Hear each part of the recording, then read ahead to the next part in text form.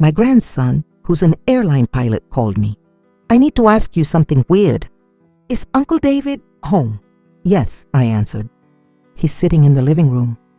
My grandson's voice dropped to a whisper. "That's impossible, because I'm looking at him right now with another woman. They just boarded the flight I'm piloting to Paris."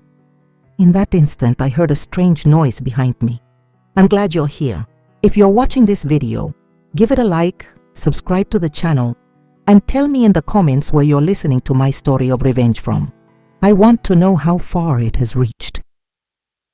In the afternoon, the pale golden sunlight streamed through the window frame, painting soft patches of light on the old hardwood floor of the living room. I was carefully setting a tray of cinnamon tea on the coffee table. The rich aroma of cinnamon mixed with the smell of freshly baked sweet rolls, the ones I make with the recipe my mother passed down to me, making the small house feel even warmer. I glanced over at my daughter, Emily, who was curled up next to her husband David on the old sofa. She was chattering away about a complicated medical case at the children's hospital where she worked as a doctor. Emily's voice was clear, full of enthusiasm, as if the whole world revolved around the stories of her patients. David was beside her, a slight smile on his lips, nodding along as if he were listening intently. But I noticed his gaze wasn't really there. His eyes drifted over Emily's head, scanned the room, and settled on the cell phone sitting on the table. Every now and then, his fingers would secretly type something under the table, a quick, discreet movement, as if he were afraid someone might see. I frowned, but then I told myself, it must be for work. David worked in the pharmaceutical industry, always swamped with contracts and unexpected business trips. I didn't want to overthink it. I didn't want doubts to cloud this pleasant afternoon. But deep in my heart, a vague sense of unease was starting to grow, like a draft of cold air. Just as I was putting the plate of sweet rolls on the table, the phone in my apron pocket vibrated, its sharp buzz breaking the peaceful moment. "I'm just going to step outside to take this," I said, walking out to the patio, where the potted cacti I've cared for years stood silently, bathed in the afternoon sun. When I answered, I heard the voice of Chris, my grandson, the son of my eldest, Anthony. Chris is a pilot, a young man I've always been so proud of for his dedication and character. He told me he was on a layover and was taking the chance to call and see how I was doing. His voice sounded cheerful. He told me a couple of things about his last flight, about the thick clouds over the Atlantic Ocean. I smiled, feeling a sense of relief hearing him, as if the energy of the young people in my family gave me strength. But just before we hung up, Chris hesitated for a moment. "Grandma, I'm going to ask you something a little weird," he said, lowering his voice, as if choosing his words carefully. "Is Uncle David at the house?" That question was like a small, sharp knife, unexpected, stabbing me right in the chest. I froze, gripping the phone tightly, my eyes instinctively looking back inside the house. David was still there, lifting a cup of tea, nodding at what Emily was saying. "Of course he is," I replied, trying to keep my voice calm. "He's right here in the living room." But Chris's voice on the other end of the line turned serious, full of certainty, as if he had prepared himself for what he was about to say. "That's impossible. I just saw him sitting in business class on the flight to Paris. There was an older woman next to him, and they looked very close. I walked right past them when I went to check the cabin before takeoff. I don't think he recognized me." The world around me seemed to stop. The chirping of the birds in the garden, the sound of the wind whispering through the trees, everything suddenly went silent. I felt my blood run cold, and I squeezed the phone so hard my knuckles turned white. "David, in Paris? With another woman? No, it couldn't be. Chris had no reason to lie to me. He's my blood, a grandson I trust more than myself. But David, the man sitting in my living room laughing with my daughter, how could he be in two places at once? My head was spinning, my thoughts a tangled mess, as if I'd been thrown into a whirlwind without any warning. At that moment, a small noise behind me made me jump. I turned around and saw David, who had been standing there for who knows how long, watching me with a frown as if he were studying me. "Who was that, Mary?" he asked, his voice soft but sharp, as if he were trying to pry information out of me. My heart was pounding, but I've lived long enough to know how to hide my emotions. I managed a smile, trying to make it look as natural as possible. "Just a friend from church, David," I replied flatly, my voice monotone. "It's nothing." David nodded, but his eyes stayed fixed on me for a few more seconds, as if trying to read my mind. Then he turned and walked slowly back into the house, leaving me there, still clutching the phone in my hand. I put the phone back to my ear and whispered to Chris, "You just focus on your flight. Let me look into this. If you can, please confirm it again for me later." Chris said he would, his voice full of concern, and then he hung up. I stood silently on the patio, the evening light suddenly feeling pale. I looked inside and saw Emily, still laughing and talking, her eyes shining as she spoke about her work. She had no idea. David was beside her nodding, throwing in a vague comment now and then, as if everything was still normal. But for me, everything had changed. A cold sense of dread crept into my mind, like a poisonous wind blowing through the peaceful garden I had built over so many years. I went back to the tea table, trying to keep a serene expression. Emily was still absorbed, telling a story about a little patient she'd cared for, her voice filled with emotion. I nodded and smiled, but my mind was no longer there. I watched David in silence, every gesture, every look.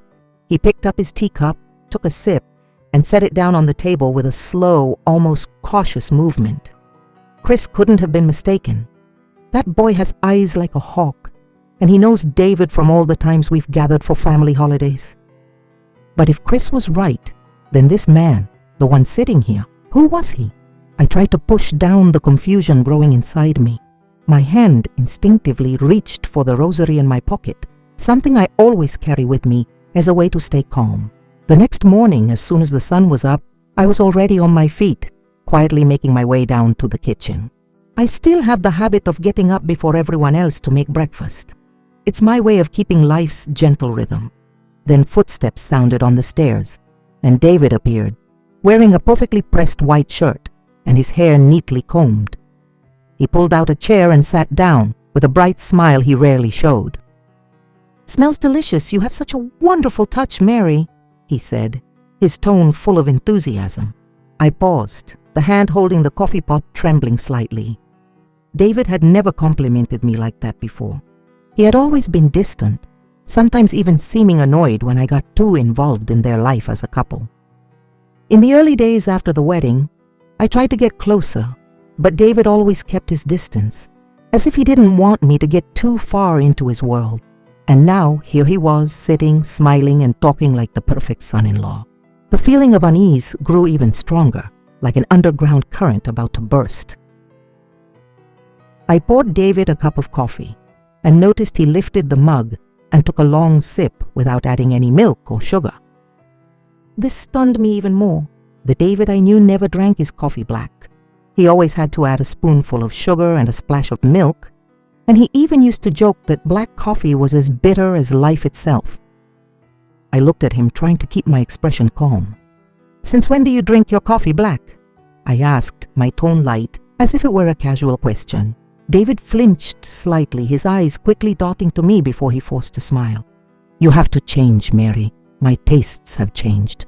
"Too," he answered, his voice a little higher than usual, as if he were trying to hide something. I nodded without saying anything else, but in my head, another piece had just fit into the puzzle of my suspicions. Emily came down to the kitchen in a rush as always. She was wearing her white doctor's coat, her hair pulled back in a neat, high ponytail, and her eyes shone with passion for her work. She gave David a quick kiss on the cheek and then turned to hug me. "Mom, I'm heading out. The hospital is packed today. I probably won't be back until late." I smiled and gave her a gentle pat on the shoulder. "Be safe, honey." Emily nodded and rushed out the door, leaving me alone with David in the quiet kitchen. The air suddenly felt heavy, even though the sun was shining brightly outside. I sat down across from David, holding my coffee mug. pretending to take a sip. He was eating tamales, generously dousing them in the spicy hot sauce I make especially for Emily, a sauce the real David never touched. "This is so good, Mary," he said, eating 2 in a row, praising the flavor. I smiled, but inside I felt an icy chill.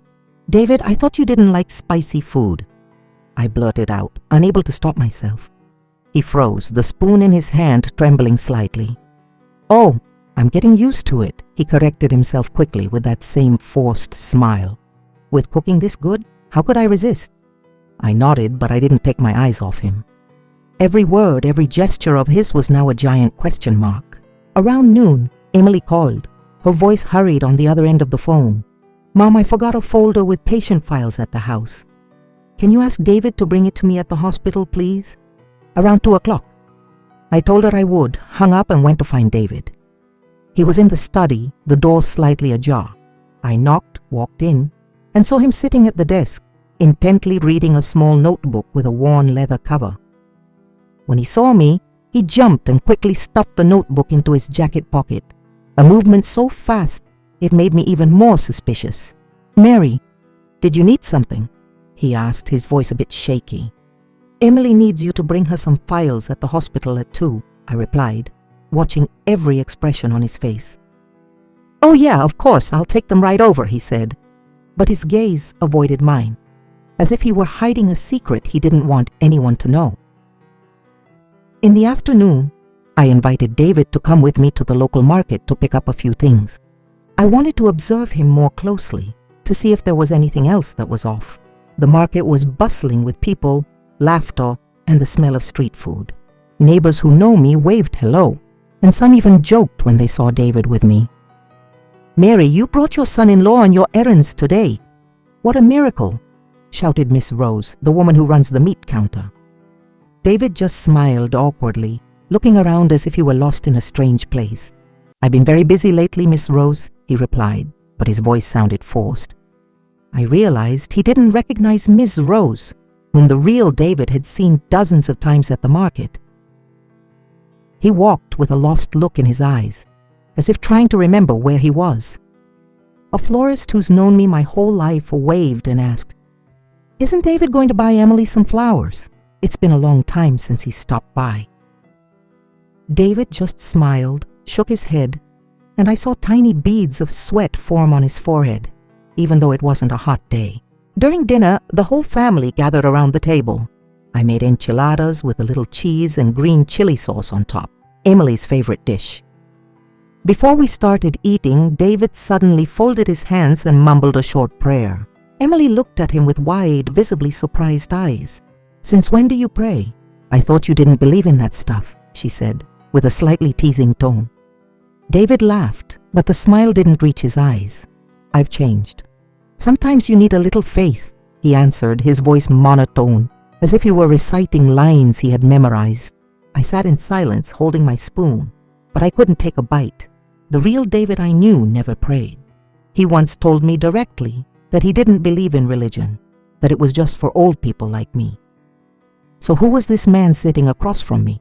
Late that night, while Emily was washing dishes in the kitchen, I was sitting in the living room, and my eyes unintentionally landed on David's phone on the coffee table. The screen lit up, showing a message, but I only managed to see a few words before David practically lunged for it, grabbing the phone with a speed I'd never seen from him. He looked at me and forced a smile. "It's just a message from work, Mary," he said, and quickly put the phone in his pocket. I nodded, pretending I hadn't noticed, but my heart was pounding. That reaction, his panic, only confirmed my suspicions. Something was wrong, and it wasn't just a work message. The next morning, while I was hanging laundry, the phone in my pocket vibrated. I flinched and pulled it out quickly. A message from Chris appeared on the screen. "Grandma, I've been really busy. I'm just now able to write. After our call the other day, I went down to the passenger cabin to check again. I wasn't mistaken, Grandma." Attached was a photo. I tapped the screen, my heart beating like it was going to burst out of my chest. The photo appeared, and I almost stopped breathing. It was David, no doubt about it, wearing a dark blue shirt and a gray tie, sitting in a business class seat, his arm around the waist of an older woman. She was wearing a luxurious silk dress, her hair styled in an elaborate updo, and diamond jewelry sparkled at her neck and on her hands. Her face was heavily made up, but it couldn't hide the wrinkles of age. They looked close, too close, as if no one else in the world existed. I zoomed in on the photo, trying to find some detail that would prove I was wrong. But no, that face, that profile, it was David, or rather the person I thought was David. I stood there, motionless, my hands shaking, feeling as if the world was crumbling at my feet. I felt a tightness in my chest, as if someone was suffocating me. Emily, my daughter, the child I've sacrificed my whole life to protect, was living with a man who could be cheating on her. I saved the photo, locked the screen, and put the phone back in my pocket, trying to take a deep breath to calm the panic washing over me. Just then, footsteps sounded from the back door. David came out, still in his impeccable white shirt and with a slight smile on his lips. "What are you looking at so intently, Mary?" he asked, his voice soft, but his gaze so sharp it seemed to pierce right through me. My heart pounded, but I've lived long enough to know how to hide my emotions. I smiled, trying to make my voice sound natural. "Just a message from some relatives, David," I replied, unconsciously gripping the edge of my apron. David nodded, but his eyes lingered on me for a few more seconds, as if he were trying to figure something out. Then he turned and went back into the house, leaving me there, my mind a complete mess. I knew I couldn't let him suspect anything. Not now, when I still didn't fully understand what was happening. That afternoon, Emily came home early, with a bag of fresh fruit in her hand, and a face as bright as the sun. "Mom, Valerie is coming to visit tonight," she exclaimed, setting the bag on the kitchen table. I nodded, smiling, but inside I just wanted to hold her tight and tell her everything. But I couldn't. Emily was too innocent. She trusted David too much. If I told her now, without enough proof, she wouldn't believe me. Or worse, it would break her heart. I had to wait. I had to find a way to protect her without hurting her before the truth came out. That night, Valerie showed up with a bottle of wine and a radiant smile. She hugged Emily tightly, laughing and talking animatedly, as if the world were full of joy. We sat around the table, chatting about trivial things, Emily's work, stories from the hospital, and old memories from when she and Valerie were in college together. David was there too, laughing and being charming, but I noticed that every now and then his gaze would land on me, as if he were on alert. I kept a calm expression, but inside, every second that passed was a test. I needed to talk to Valerie alone. She's Emily's best friend, the only person I could trust right now. When Emily offered to get more wine, I seized the opportunity. "Honey, we're out of snacks.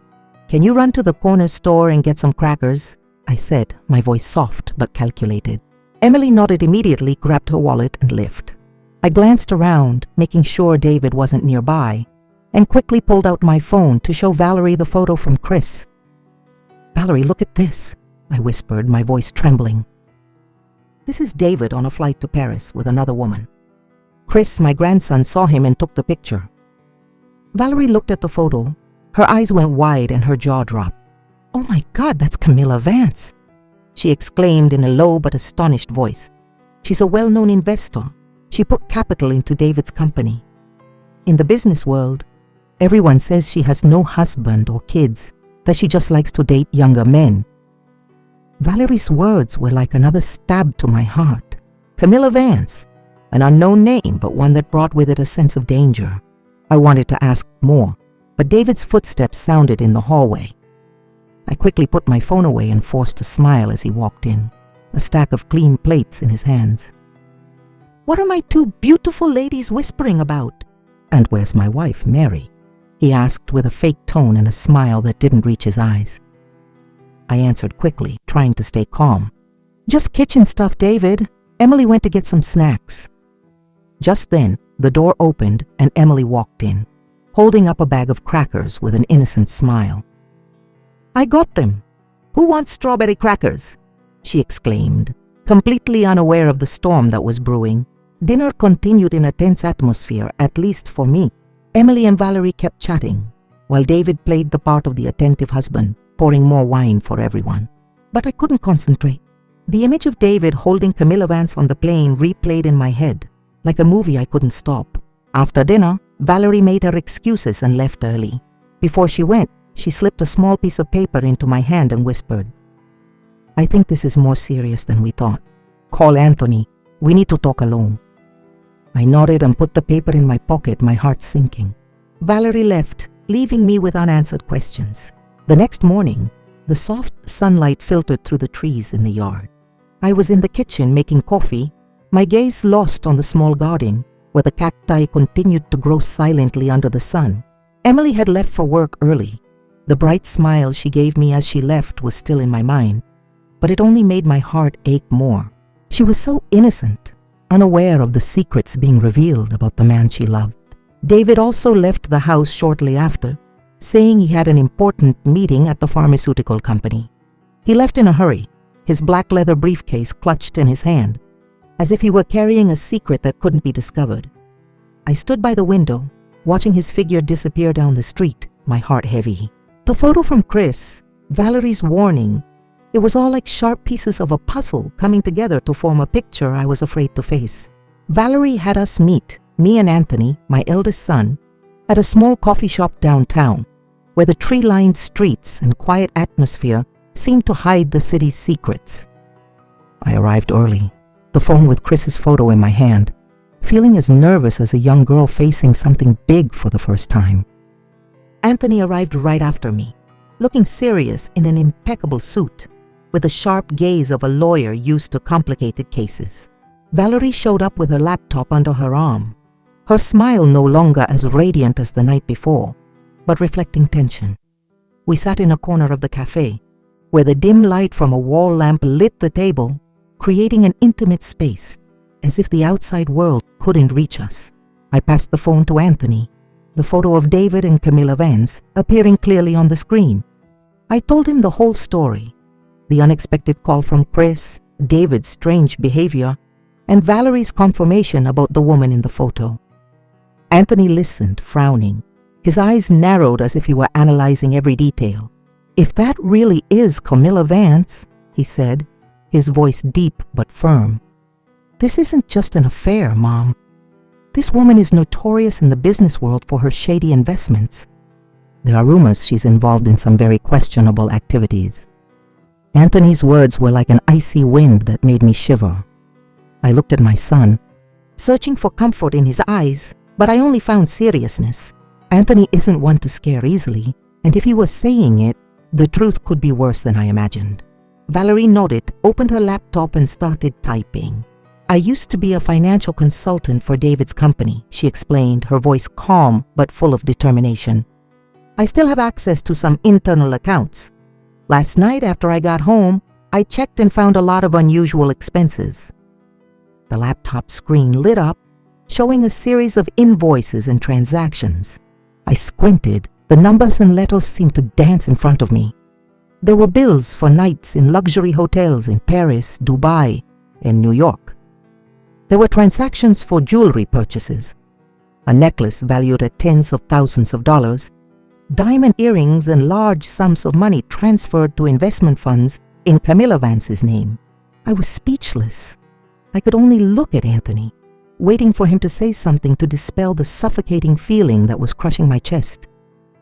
Anthony took my phone, zoomed in on the photo, and then looked at Valerie. "Are you sure these expenses are related to Camilla Vance?" he asked. Valerie nodded, pointing to a transaction line. "Look, Aunt Mary, a large sum of money transferred to her investment fund just a few days after David signed the contract with Ms. Vance's company. I've compared the dates, and it matches the flight Chris mentioned." I sat in silence, unconsciously clutching the rosary in my pocket. Every number, every word on the screen was like a knife, cutting deep into the trust I once had in David. I had welcomed him into my family. I had seen him as a son, and now he might be deceiving not only Emily but me as well. Anthony immediately took out his phone and called an old friend who worked at a bank. I sat there listening to him talk, his voice low and decisive. Just a few minutes later, his friend called back. confirming. David's company account had many suspicious international transactions, not just luxury expenses, but also signs of illegal activities, possibly money laundering. "Mom, this is more serious than we thought," Anthony said, his eyes full of worry. "We have to act fast, but carefully. If David finds out we suspect him, he could erase all the evidence." I nodded, but inside, I just wanted to run home, hug Emily, and get her out of this mess. But I knew I couldn't be rash. I needed solid proof, a plan to protect my daughter. That afternoon, I returned home with a heart as heavy as lead. Walking into the study, I found David rummaging through a drawer. His movements hurried as if he were looking for something important. When he saw me, he jumped, slammed the drawer shut, and forced a smile. "Oh, I was just looking for an old contract," he said, his voice a little shaky. I pretended not to notice and smiled. "Have you eaten? I made chicken soup." David nodded, but I could clearly see the tension in his eyes. He followed me to the kitchen, but throughout lunch, he kept checking his phone, his fingers swiping quickly across the screen, as if he were waiting for an important message or call. Emily came home just then, as carefree as ever, telling a story about a little patient she had treated. I looked at her, my heart aching. She didn't notice anything strange about her husband, didn't see his evasive gaze every time I looked at him. In the afternoon, while I was watering the plants on the patio, my phone vibrated. A message from Valerie. "Aunt Mary, this isn't just overspending. There are signs of a money laundering network. David could be more dangerous than we think." I finished reading, my hands were shaking. I had to sit down on a garden bench to regain my composure. I felt as if the whole world were collapsing. I thought I had enough experience to face anything, but now I felt helpless. I wanted to protect Emily, but how could I do it without shattering her heart? I put the phone in my pocket, stood up trying to keep it together.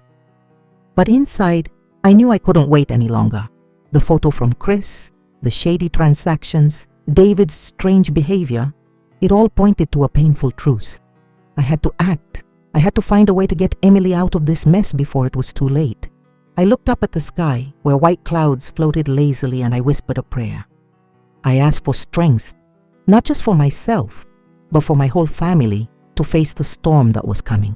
One afternoon, I went to the local market, where the familiar calls of vendors and the aroma of street food mixed in the air. I decided to make mole, a spicy and flavorful dish from our homeland, not just to treat the family, but also to test David. I knew perfectly well that the real David couldn't stand spicy food. A tiny bit of chili was enough to make him grimace and cough nonstop. If the man in my house wasn't David, this dish would be undeniable proof. At the usual chili stand, Ms. Rose, the vendor I've known for decades, greeted me with a radiant smile. "Big party at your house today, Mary?" she asked as she deftly selected plump red chilies. I smiled, trying to look natural. "Just spoiling my son-in-law," I replied softly. "Lately he says he likes spicy food." Miss Rose looked up, her eyes wide with surprise. That David eats spicy food? As I recall, he was more afraid of a jalapeno than the devil himself. Her words were like a small, sharp knife, reinforcing my suspicions even more. I just smiled, hiding the shiver that ran down my spine. "People change, Miss Rose," I said, and quickly chose some dried chilies and cocoa beans, essential ingredients for the mole. But inside, I knew I wasn't just preparing a meal, but a trap. When I got home, I went to work in the kitchen, grinding the chilies, toasting the cocoa, and mixing the spices with the care of someone who has cooked this dish her whole life. The aroma of the mole spread throughout the kitchen, intense, spicy, as if it carried with it memories of long ago, when I used to cook this for my husband and my children. But today, that aroma had a different meaning. I stood by the stove, stirring the sauce, but my mind was elsewhere. I thought of Emily, of her innocent smile, of how she trusted David. I thought of the photo Chris sent me, of the suspicious transactions Valerie discovered. Every spoonful of spice I added to the pot was like an affirmation. I had to uncover the truth, no matter how painful it might be. That night, the whole family gathered around the table. The aroma of the mole filled the room, making Emily exclaim with delight. "You made mole, Mom. Oh, it's been so long since I've had it. She happily set the plates on the table, her eyes shining like a child's. David was already at the table, with a bright smile, and he kept saying, "It smells delicious. Mary, I'm sure it's amazing." I watched him, every gesture, every look. He seemed relaxed, but I knew I had to be careful. I served him a full plate, purposefully sprinkling an extra layer of chili powder on top. A chili so hot that just smelling it made your eyes water. "Eat carefully, honey," Emily said, laughing with a hint of a tease. "My mom's cooking is really spicy. Not everyone can handle it." David picked up his spoon, served himself a large portion with confidence, chewed with gusto, and nodded. "This is incredible. It's been a long time since I've eaten something with so much flavor." His voice was full of enthusiasm, as if he were enjoying his favorite meal. I sat there motionless, gripping the edge of the table. The real David I knew could never eat this dish. The last time I made mole a few years ago, he only tried a tiny piece and started coughing uncontrollably. He had to drink a whole glass of water to calm the burn, and now this man was eating it like it was nothing, as if he'd never been afraid of spice. Emily looked at him with wide, clearly surprised eyes. "Since when do you like spicy food?" she asked, a hint of doubt in her voice. "I remember one time I accidentally put a little chili powder in your soup, and you practically yelled at me." David flinched slightly, his eyes quickly darting to me before he let out a loud laugh to hide his nervousness. "Everyone changes, honey," he said, trying to sound natural. "I've gotten used to spicy food. I love it now." But I noticed the sweat on his forehead, not from the heat of the food, but from the tension. He continued to eat, but each spoonful was slow, as if he were trying to keep his composure in front of me. I sat there, pretending to eat my food, but in my mind, I was adding another piece of evidence to my list of strange things. This man was not David, or if he was hiding something much bigger. After dinner, Emily was still acting like nothing was wrong, even cheerfully congratulating her husband. "You're getting more mature every day. Now you even eat my mom's mole." She laughed, hugging David by the shoulders, not noticing his evasive gaze when I looked at him. I smiled back at her, but inside, I just wanted to get Emily out of that room and tell her everything. But I couldn't. She wouldn't believe me. Or worse, it would break her heart. I needed more time, more proof. I stood up, took the plates to the sink, trying to maintain my composure. But as I was washing the dishes, I heard David's quiet footsteps heading to the balcony. Through the glass, I saw him with the phone in his hand, whispering, "Everything's fine." "There's no problem." The call was short, just a few seconds, but it was enough to make my heart race. He hung up quickly when he saw me come out, a look of panic on his face. I pretended to look at the moon and said casually, "What a beautiful moon tonight, isn't it, David?" He nodded, forcing a smile. "Yes, very beautiful," he replied, and quickly went back inside, as if he were afraid I'd ask him more questions. That morning, Emily left the house while it was still dark. David left right after, saying hastily that he had an urgent meeting at the pharmaceutical company. He grabbed his black leather briefcase and left in a hurry, as if he were running from something. I stood by the window, watching his figure disappear down the street, my heart full of doubt. Every action, every word from David was now a riddle, and I knew I was getting closer to the truth, no matter how painful it might be. I started cleaning Emily and David's bedroom, a familiar task that helped me stay calm amid the undercurrents I felt inside. As I was folding the bedspread, I accidentally touched an unfamiliar leather backpack that was in a corner of the room, right at the foot of the bed. It didn't look like any bag I had seen in the house before. The outside was worn, but the metal zipper gleamed, as if it were used often. At first, I was just going to zip it up and put it away so it wouldn't be in the way. But as I touched it, I noticed the zipper was slightly open, revealing the corner of an old notebook. My heart pounded. It was the same notebook I had seen David, or whoever he was, secretly reading in the study the other day. A voice in my head told me to stop, that I shouldn't invade someone else's privacy. But another louder voice reminded me that this could be the key to understanding what was happening. I hesitated for a few seconds, my trembling hands touching the zipper. Finally, I took a deep breath, opened the backpack, and pulled out the notebook. The leather cover was worn, the corners frayed, as if it had been opened hundreds of times. I sat on the edge of the bed, my heart racing, and opened the first page. Tight handwritten lines appeared before my eyes. Emily likes Americano coffee in the morning. The mother-in-law says the rosary before bed. Emily's birthday, September 24th. Remember to get her white lilies. I shuddered, feeling my blood run cold.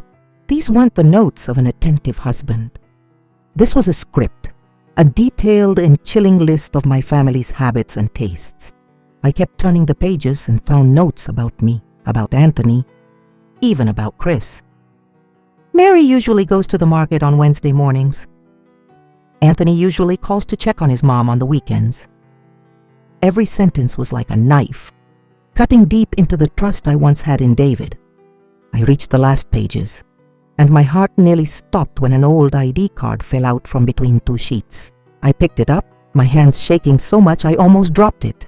The photo on the ID was David's face, or rather someone identical to David. But the name printed below was not David Miller, but Ryan Davis. I stared at the ID, as if it could explain everything. Ryan Davis, an unknown name but a terribly familiar face. I put the notebook and the ID in my apron pocket, my heart beating like it was going to explode. This was the proof, the final piece that confirmed my suspicions. The man living in my house was not my son-in-law. All that morning I walked around like a lost soul. I went through the house, doing my usual chores, wiping the table, watering the plants, but my mind was only spinning around the notebook and the ID. I thought of Emily, of how devastated she would be if she knew the truth. I thought of David or Ryan or whoever was impersonating him. Why, for money? For power? Or for a bigger conspiracy I couldn't yet understand? I sat in a chair, running the beads of my rosary through my fingers, trying to find some peace in my usual prayers. But this time, not even God seemed to be able to quiet the fear screaming inside me. That afternoon, David returned, with a look of obvious nervousness. He came into the house, his eyes scanning the room as if he were looking for something. "You haven't seen my backpack around here, have you, Mary?" he asked, trying to sound normal but unable to hide his worry. I looked him straight in the eye and smiled slightly. "I haven't seen it," I answered, my voice calm. "Maybe you left it somewhere in the bedroom." He frowned and ran up the stairs. I heard him searching the room, the sound of drawers opening and closing. A moment later, he came down, his face pale and his eyes filled with panic. "You haven't seen my notebook?" he asked, his voice trembling, no longer able to maintain his composure.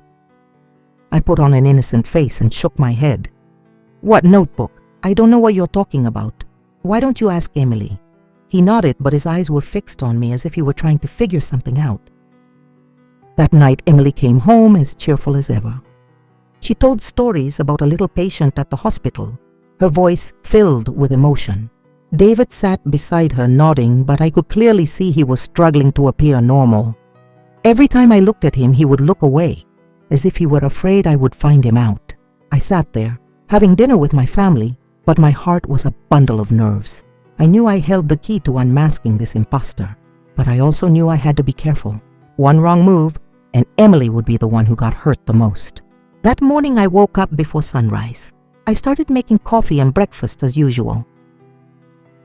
I made chilaquiles with a little fresh cheese and mild salsa, the dish Emily loves, but that David, or whoever was playing his part, never paid attention to. I set the plates on the table, trying to maintain a serene expression, but inside, I was preparing for a confrontation. Emily left early. The bright smile she gave me as she left hurt my soul. "Mom, I'll be busy all day today. I probably won't be back until late," she said and rushed out. It was just him and me.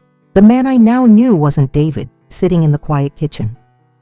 He came downstairs, still in his impeccable clothes, and with a slight smile on his lips. "Smells delicious, Mary," he said as he sat down. I nodded, served him coffee, watching his every move. He ate slowly, as if trying to seem natural. but I noticed his eyes glancing at me from time to time, as if he were studying me. I waited patiently until he bent down to reach for the sugar bowl on the table. That was the moment I chose to strike. I spoke, my voice calm, but pronouncing each word clearly. "Ryan, could you pass the salt, please?" He turned out of pure reflex, picked up the salt shaker and held it out to me.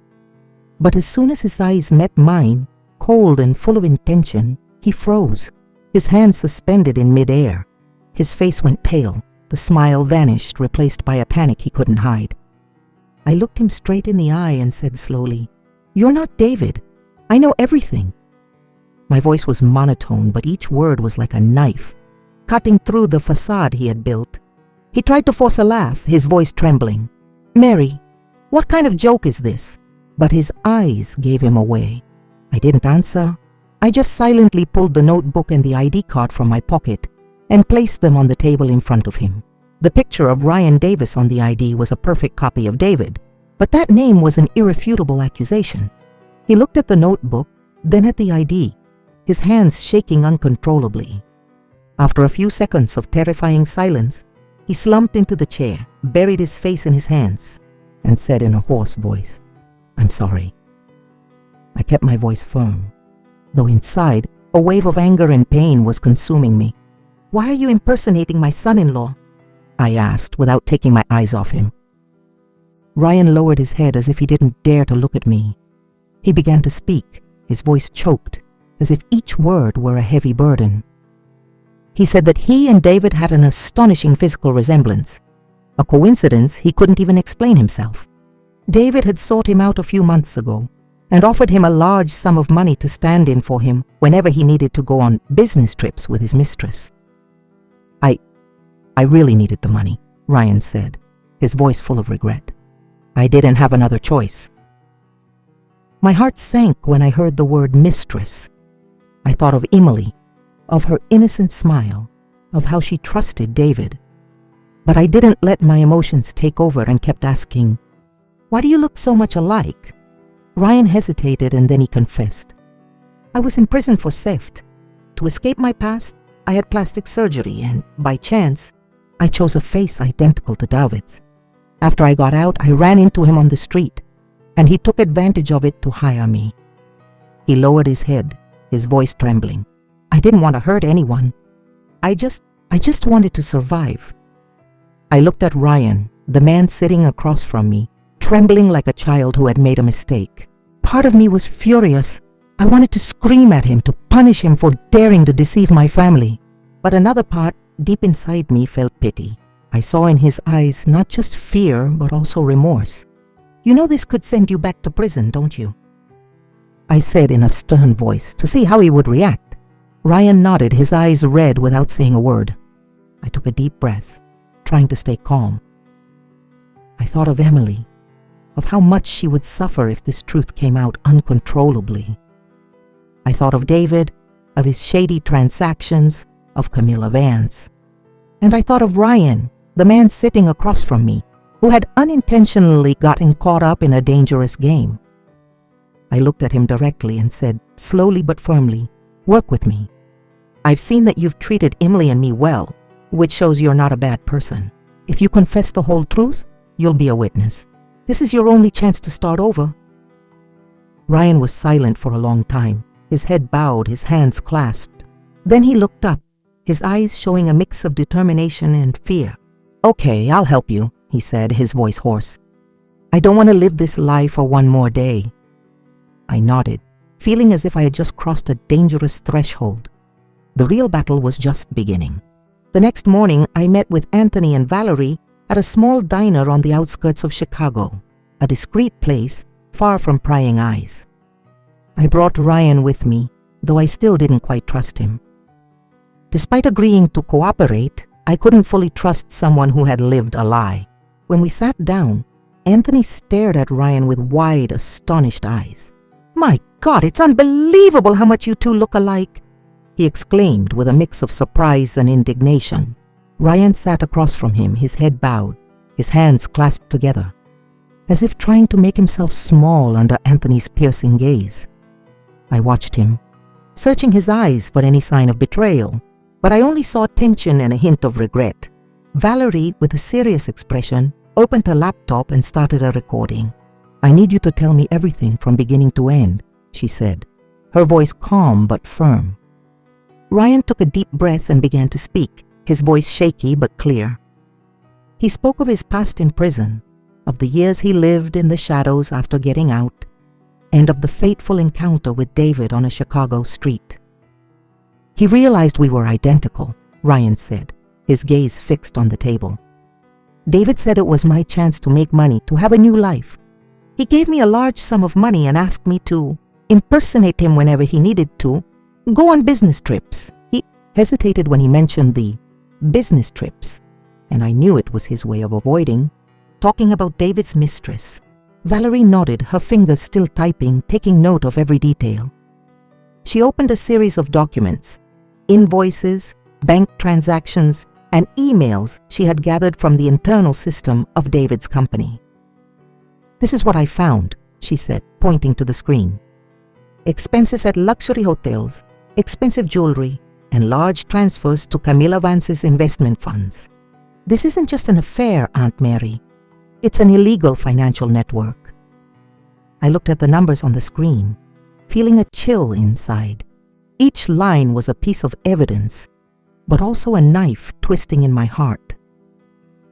David, whom I once considered a son, had not only deceived Emily, but had also dragged my entire family into a dangerous game. Anthony remained silent, his chin resting on his hand, his gaze cold and calculating. After a moment, he nodded with determination. "This evidence is enough to press charges," he said, his voice deep but full of resolve. "But we need a perfect plan. If David finds out we're investigating him, he'll erase all the evidence. We have to get him to expose himself." Valerie nodded, her eyes lit up as if an idea had just struck her. "Soon, David is hosting a big party to announce a contract with some investors," she said. "That's where he feels safest, and also where he'll be most vulnerable. We'll turn his stage into the scene of his downfall." Valerie's words were like a ray of light in the darkness. I sat in silence, clutching the rosary in my pocket, praying inwardly. I knew this plan was not only dangerous, but it could also shatter Emily's heart. But I had no other choice. I looked at Ryan, who was still sitting silently, his expression tense. "You will play a crucial role in this plan," I told him in a stern voice. "You have to prove that you really want to make up for your mistake." Ryan nodded, his voice hoarse. "I swear, Mary, I'll do everything I can to help you." Anthony immediately took out his phone and contacted Henry Morgan, a well-respected former prosecutor and an old friend of his. I listened to him speak, his voice deep and decisive, like a lawyer preparing for a big case. A few minutes later, Henry called back, his voice deep and firm. "I've reviewed the documents. This needs to be reported to the Financial Crimes Unit. I'll hand the file over to them myself." I felt a glimmer of hope, but at the same time, the fear was growing. If this plan worked, David would pay for his actions. But what would happen to Emily, my daughter, when she found out the truth? The whole group was in agreement, but I couldn't stop thinking about what was about to happen. Ryan remained silent, his face tense, but in his eyes, I saw a flicker of relief, as if the weight of the deception had been lifted from his shoulders. Before we left, I turned to him and said in a stern voice, "Remember, this is your only chance. Don't betray us." Ryan lowered his head and whispered, "I swear, ma'am."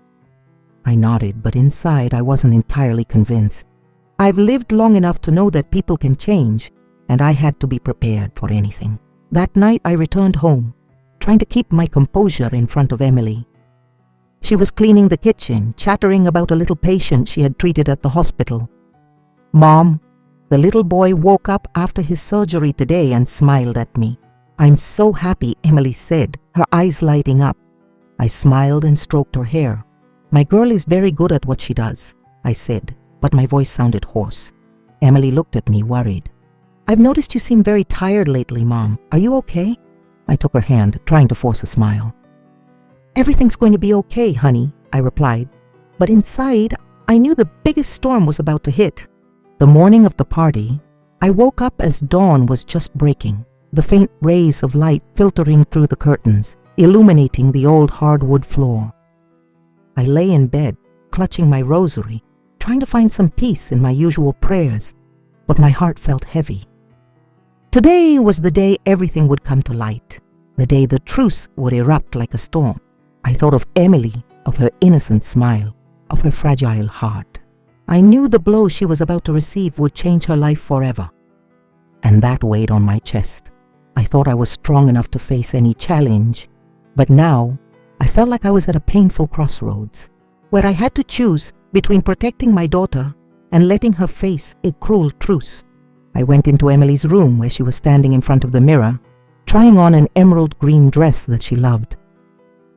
"Mom, do you think this looks good on me?" she asked, twirling around, her smile as bright as the sun.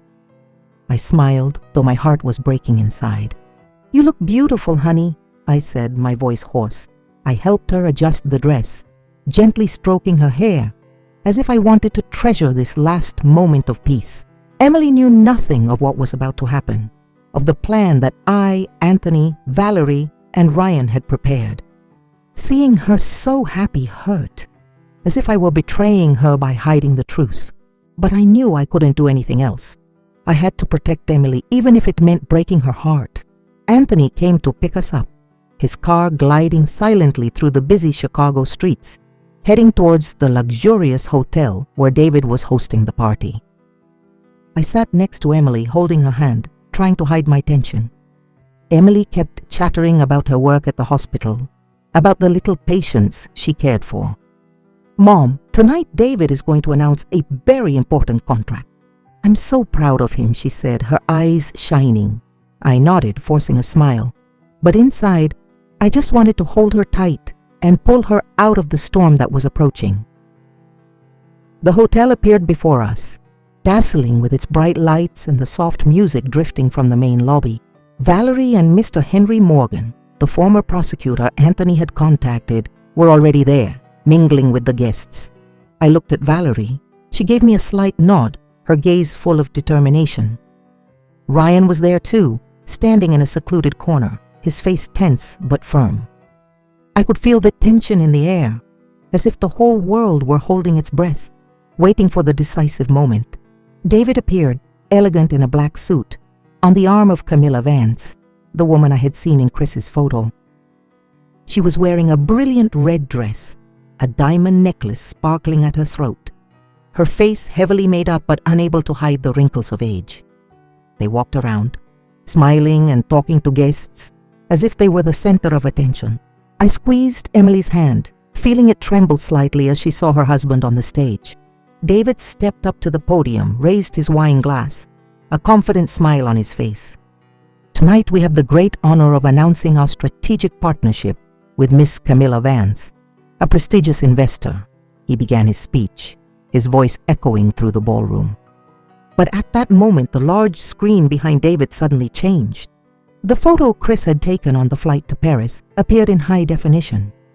David holding Camilla Vance, both of them laughing intimately as if no one else in the world existed. A murmur spread through the room, the whispers growing like a rising tide. Camilla turned pale and shouted, "Turn that off! Who did this?" David spun around, his face froze, the smile vanished. He stood there paralyzed, as if the world had collapsed at his feet. I squeezed Emily's hand, feeling her body tremble. "Mom, what is that?" she whispered, her voice breaking.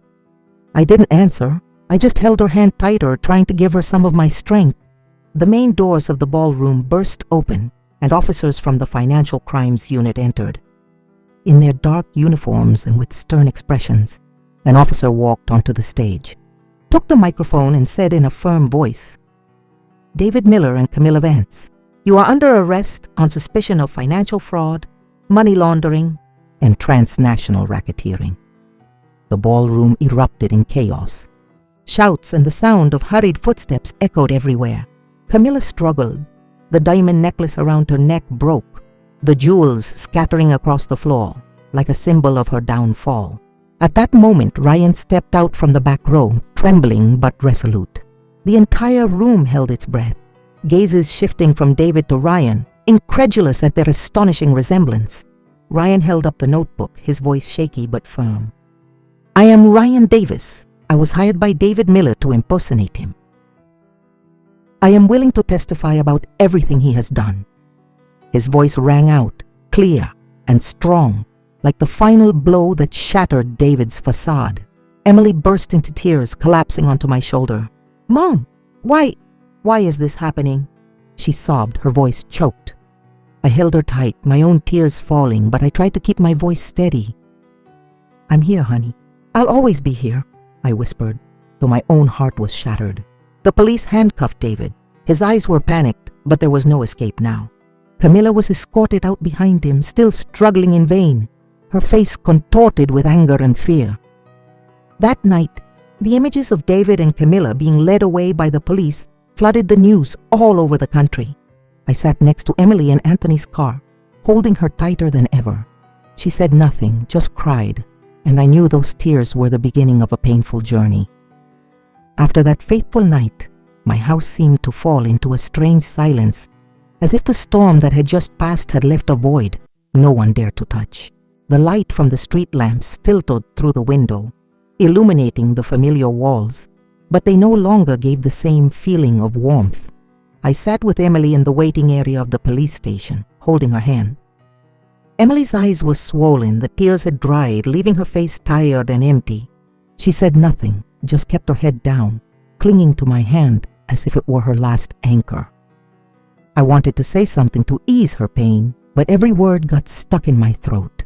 Ryan's testimony became the key evidence in the case. With sincerity and remorse, he told the police the whole story, from being hired by David to impersonate him, to the times he had to live in someone else's skin.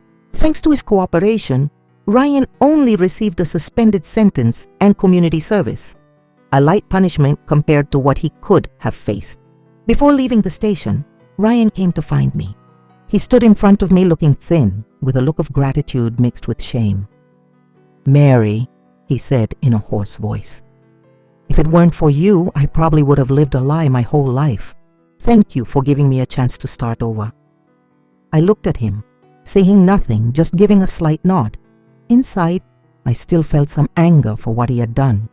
But I also saw a glimmer of hope that a person who had been lost could find their way back. Emily, after days submerged in grief, began to regain her strength. She went back to the children's hospital, where the smiles of her little patients seemed to be the medicine that healed her heart. One evening, as the sunset painted the backyard in gold, Emily sat next to me on the old wooden bench. She took my hand and whispered, "Mom, I owe you everything. Without you, I don't know how I would have gotten through this." I smiled and pulled her closer, feeling the warmth of her body. "Don't say that, honey," I said, my voice breaking with emotion. "I just did what any mother would do." But inside, I knew the last few days had cost me more than I imagined. Every time I looked at Emily, I saw my own reflection. A mother willing to do anything to protect her children, even if the price was sleepless nights and an aching heart. Anthony and Chris became an unwavering support for Emily in those difficult days. Anthony, with his experience as a lawyer, helped her finalize the divorce, making sure Emily wouldn't suffer any more damage from David's schemes. Chris, despite his busy flight schedule, called often, telling jokes to make Emily laugh. Valerie, Emily's best friend, was now practically part of the family. She visited us every weekend, bringing a bottle of wine or a cake, and our dinners were filled with laughter, though sometimes I still saw Emily's gaze drift off, as if remembering days gone by. The case of David and Camilla Vance became a scandal that shook the business world. The news channels endlessly reported on their crimes: financial fraud, money laundering, transnational racketeering. David was facing a sentence of decades in prison, while Camilla, with her extensive network of contacts, was still trying to get off, but the evidence Valerie and Anthony provided closed every door for her. I watched the news, but I felt no satisfaction. Instead, I felt a deep sadness, because what had happened had not only destroyed David's life, but had also deeply wounded the daughter I loved most. A few months later, I received a letter from Ryan. He wrote that he had left Chicago and returned to his hometown, where he had opened a free acting class for underprivileged children. "I want to do something meaningful," he wrote, "to make up for my mistakes." I smiled as I read the letter, feeling a small light in my heart. I took out a pen and paper, wrote him back, and suggested that one day soon, Emily and I would come visit his class. I don't know if I can ever completely forgive Ryan, but I believe everyone deserves a second chance. One afternoon, I sat in the backyard, where the cacti continued to grow silently under the setting sun. I ran the beads of my rosary through my fingers, reflecting on everything that had happened. At 70 years old, I realized I was still strong enough to be the pillar for my children, even though sometimes I felt as fragile as the flowers in my garden. The storm had truly passed, leaving scars, but also opening a new beginning. Emily, though still hurting, had started to smile more, her eyes slowly regaining their life. I knew she would be okay, because she carries my strength within her, the strength of our family. The evening breeze blew gently, carrying the scent of the plants and the crystal clear sound of the wind chimes hanging on the patio. I looked up at the sky where the clouds floated lazily, and I whispered a prayer. I thanked God for giving me the strength to overcome everything and for giving me my children, whom I will always stand by, no matter how the world changes. The storm had passed, and now I knew my family would find the light at the end of the road. After everything we've been through, I've realized that life always hides dark sides, but it also gives us the strength to overcome them. I want to say one thing to you who have followed my story to this point. Never let blind faith hide the truth from you. Love or trust must be accompanied by clarity and the courage to face reality, no matter how cruel it may be. And most importantly, family is the strongest support when we face the storm. Only when we dare to look the truth in the face, to protect those we love with all our hearts, can we get through the darkness and find the light in our lives. The story you have just heard has had names and locations changed to protect the identities of those involved. We don't tell this to judge, but in the hope that someone might listen and stop to reflect.